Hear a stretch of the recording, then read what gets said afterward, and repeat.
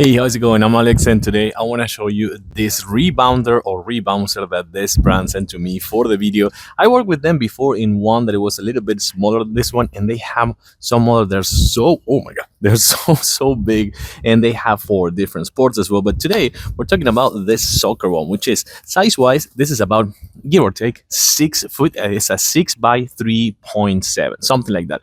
The good thing about this one is the assembly process. It is really simple. Let me show you. I think it did it probably, and you don't need any tools. I think I did it in about, I want to say, I don't know, like 15 minutes, less than 15 minutes. It is really simple. And again, you don't need any tools. You're going to get it done right away. Another good thing with this one will be just to assemble it with your kids. For example, if you have kids that are into soccer or something like that, just give them something nice to do, and they will have so much fun for this one because again, it is really simple. Another few things that I really like about this rebound, which you're gonna see that works right away. So boom, just like that, and you have like that scoring zone in the middle, which I think it is super cool. But let me show you something more. So besides the interaction manual, you're gonna find some other things. For example, you can transform this one from a rebounder into an actual goalie. You can actually remove the frontal net, and you can use this one on the back to have it as a regular one. So you can turn the practice into action. Then you're gonna find all these straps.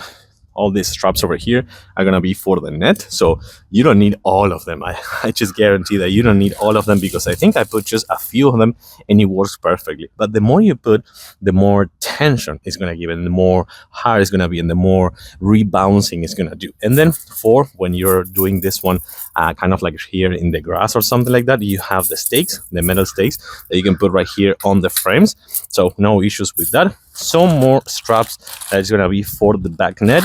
And if you don't have grass, you can actually have these ones, which are going to be sandbags. You can use these 3 sandbags to put it like in cement, pavement, or places like that. And also, besides this one, you can have this set up like this way, or you can work with the frames right here on the sides. And by the way, there's like a certain slope over here in this place in particular, so it is kind of like facing that way.